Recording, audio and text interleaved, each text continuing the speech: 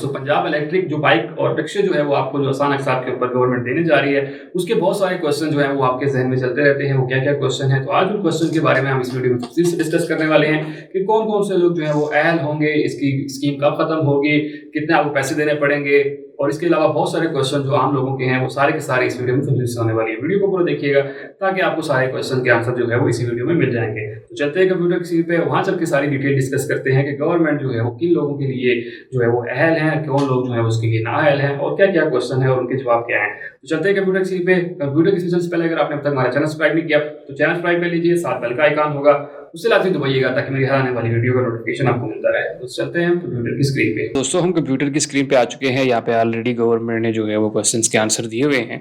तो यहाँ सबसे पहले क्वेश्चन आ जाता है कि who can apply for the program, इस जो प्रोग्राम है इसके लिए कौन कौन से लोग अप्लाई कर सकते हैं। तो सबसे पहले यहाँ पे ये सारे पाकिस्तानियों के लिए हैं, चाहे वो जो है वो गिलगित बल्तिस्तान आज़ाद जम्मू कश्मीर के लोग हैं, वो सारे के सारे मतलब पूरा पाकिस्तान इसमें अप्लाई कर सकता है। के लिए जो है आपकी उम्र कितनी होनी चाहिए, तो 18 से 65 साल के दरमियान में आपकी उम्र होनी चाहिए। और अगर आप रिक्शा या लोडर के लिए अप्लाई करते हैं तो 21 से 65 साल के दरमियान में आपकी उम्र होनी चाहिए। ठीक है, तो ये वो बेसिक सी लिमिट थी।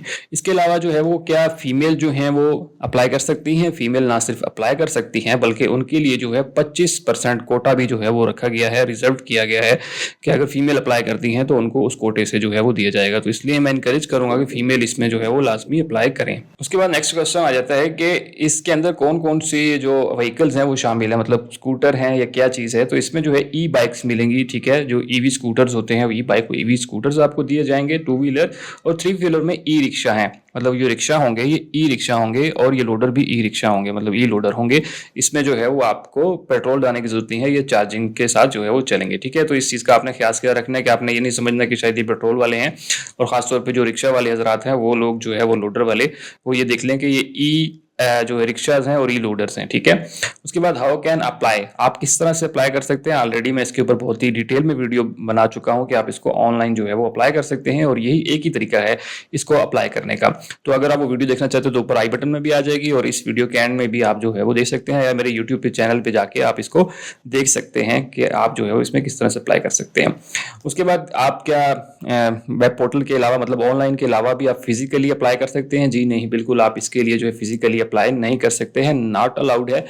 आपको कोई बंदा कहता है कि मैं जो है वो आपसे कागज लेके फीस जमा करा के, तो इसकी कोई फीस नहीं है, 0 फीस है, कुछ नहीं करना, आपने जस्ट ऑनलाइन अप्लाई करना है।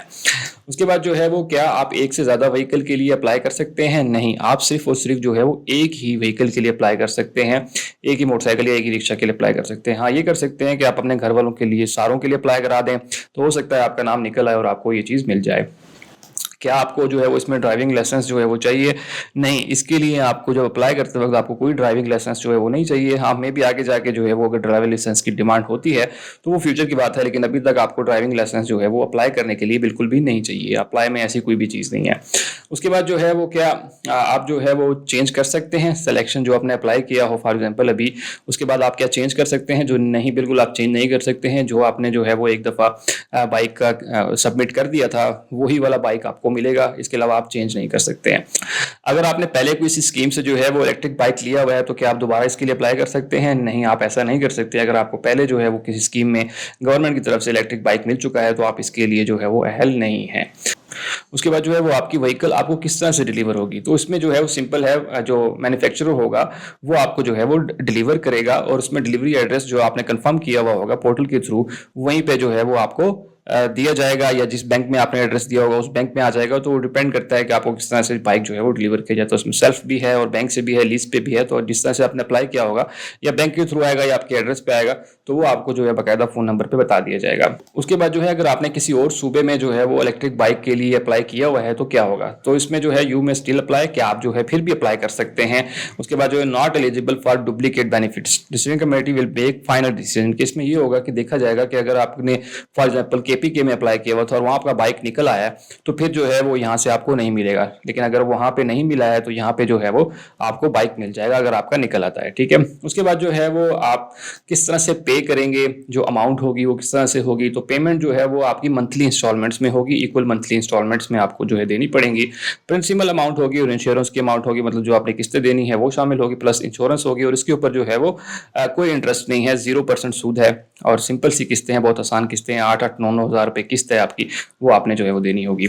उसके बाद जो है वो आप किस तरह से अपनी एप्लीकेशन को ट्रैक कर सकते हैं, तो ऑलरेडी पोर्टल के अंदर जो है वो आप इसको ट्रैक कर सकते हैं। मतलब जब अप्लाई कर देंगे उसके बाद वहाँ पे स्टेप्स आ रहे होते हैं कि आपका कौन सा स्टेप्स पास हो चुका है, कौन सा नहीं हुआ, तो वहाँ पे आप जो है वो देख सकते हैं। उसके बाद जो है वो एप्लीकेशन जो है आपकी अप्रूव होगी तो आपको किस तरह से पता चलेगा, तो उसके ऊपर इनका कहना है कि आपको जो है नोटिफाई कर दिया जाएगा वेब पोर्टल के ऊपर, SMS के ऊपर और ईमेल के ऊपर कि जैसे ही आपका जो है बैंक से अप्रूव हो जाएगा एप्लीकेशन, तो आपको जो है वो एक व्हीकल अलॉट कर दी जाएगी। तो आपको ये इन जगहों पे जो है वो SMS, ईमेल और पोर्टल के ऊपर भी आपको शो हो जाएगा।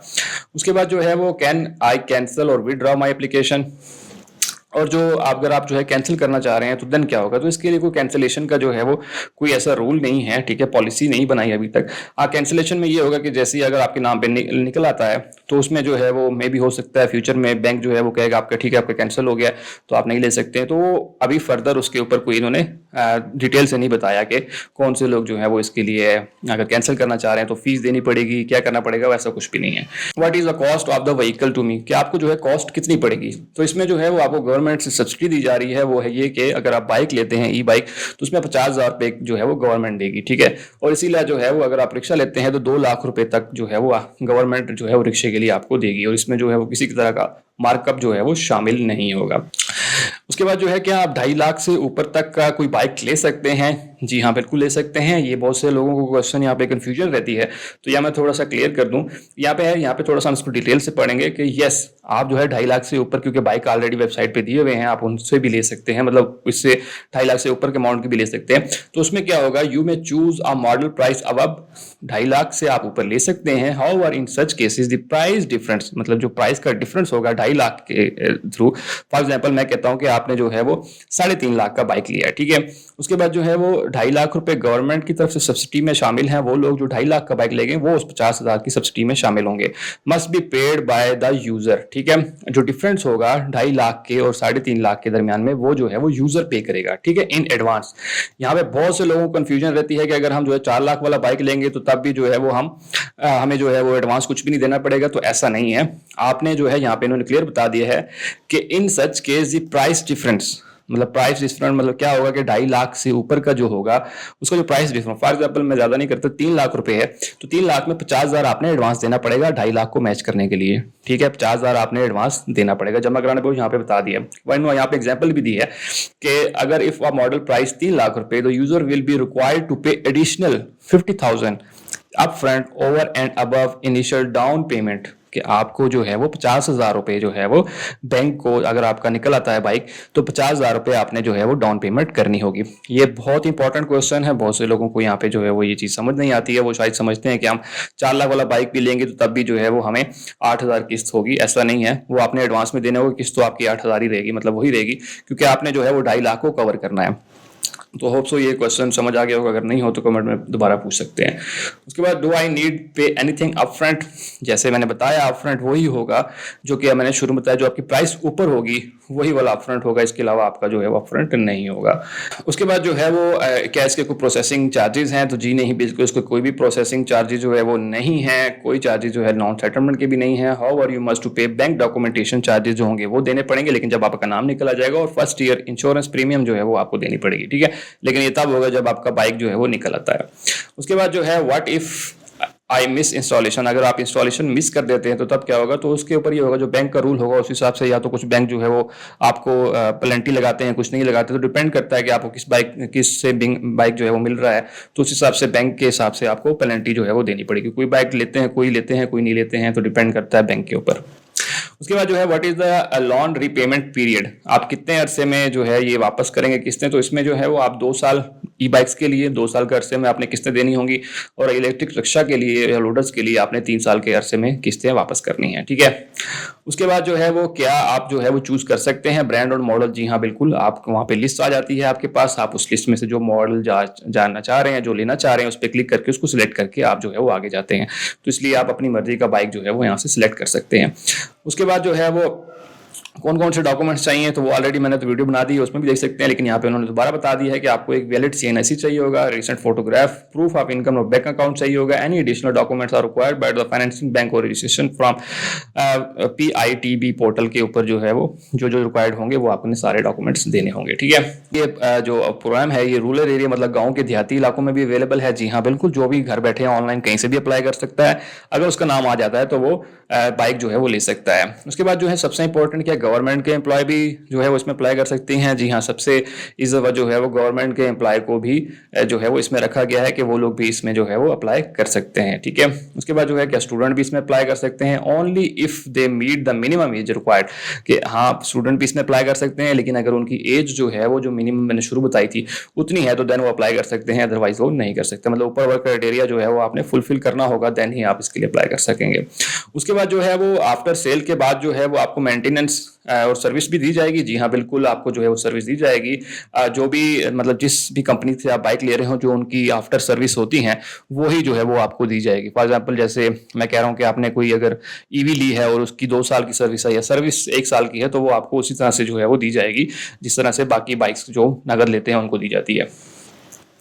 उसके बाद जो है what if vehicle has technical issues after delivery, अगर जो है वो आपकी बाइक लेते हैं और उसमें कोई इशू निकल आता है तो क्या होगा, तो उसमें यह होगा कि कवर्ड हो जाएगी वो वारंटी के अंदर अंदर ही, आप उसमें वापस कर सकते हैं या उसमें जो भी इशू होगा आप बता सकते हैं, वो फ्री ऑफ कॉस्ट जो है वो कंपनी आपको चेंज करके देगी या उसको ठीक करके देगी। उसके बाद जो है can someone drive the vehicle if I am registered applicant, क्या कोई जो है वो उसको और बंदा चला सकता है हालांकि वो मेरे नाम पे है, तो ऐसा कुछ नहीं है, आप जो है वो कोई भी बंदा चला सकता है। फॉर एग्जांपल जरी बात है अब्बू के नाम पे निकला है और वो बूढ़े हैं तो जरी बात है उनका बच्चा ही चलाएगा, तो ये चीज़ जो है वो आप देख सकते हैं, लेकिन उसमें जो है वो चलाते वक्त आपके पास ड्राइविंग लाइसेंस जो है वो होना चाहिए, तो वो लाजमी है, वो आप भी आसानी से बना सकते हैं। ठीक है, तो इसमें कोई नहीं है, कोई भी चला सकता है, आप किसी को गिफ्ट भी कर सकते हैं, कोई इशू नहीं है। उसके बाद जो है what happened if want to sell vehicle before completing the payments, इसमें सबसे इंपॉर्टेंट चीज़ ये है कि जब आप इसमें जो है अलाउ नहीं है, जब तक आप किस्तें पूरी हो जाती तब तक आप जो है वो अपनी स्कूटी जो है या जो भी ई बाइक है रिक्शा है वो बेच नहीं सकते हैं। तो ये लाजमी यहाँ पे इन्होंने क्लियर कट बता दिया कि आप उससे पहले बेच नहीं सकते, उसके बाद आप बेच सकते हैं। If there any insurance coverage in this case theft और एक्सीडेंट, क्या इसमें कोई इंश्योरेंस भी है, मतलब चोरी हो जाता है या एक्सीडेंट हो जाता है? जी हाँ बिल्कुल, जो आपसे शुरू में जो है पैसे लिए जा रहे थे इंश्योरेंस के बीच में किस्तों के अंदर आपके ऐड किए गए हैं, तो अगर आपका खुदा ना खास्ता जो है चोरी हो जाता है या एक्सीडेंट हो जाता है तो आपकी जो है इंश्योरेंस होगी और वो फ्री ऑफ कॉस्ट जो है वो कंपनी आपको उसको ठीक करके देगी या जो भी मसला होगा उसको सही करके देगी। तो दोस्तों ये वो सारे क्वेश्चन थे और उनके आंसर थे जो कि आपके बहुत सारे क्वेश्चन आ रहे थे कि आप जो है वो किस तरह से इसके लिए अप्लाई करेंगे और कौन कौन अहल होगा, वो सारे क्वेश्चन जो है आपको समझ आ गए होंगे। होप सो आपको सारी चीजें बिल्कुल क्लियर समझ आ गई होंगी। अगर आपका फिर भी कोई क्वेश्चन हो तो मुझे कमेंट सेक्शन में लाजमी बताइएगा। सबसे इंपॉर्टेंट ये कि दूसरे दोस्तों की वीडियो लाजमी शेयर कीजिए ताकि बाकी लोग भी इसी से फायदा उठा सके। और अगर आप स्कीम में अप्लाई करना चाहते हैं और आप चाहते हैं कि किस तरह से अप्लाई होगा तो मेरी वीडियो जो है वो आपको आई बटन में नजर आ जाएगी, वो वीडियो देख के आप इसके ऊपर अप्लाई भी कर सकते हैं। तो दोस्तों मिलते हैं इसी तरह की अगली वीडियो में, तब तक के लिए मुझे याद दीजिए, अल्लाह हाफिज।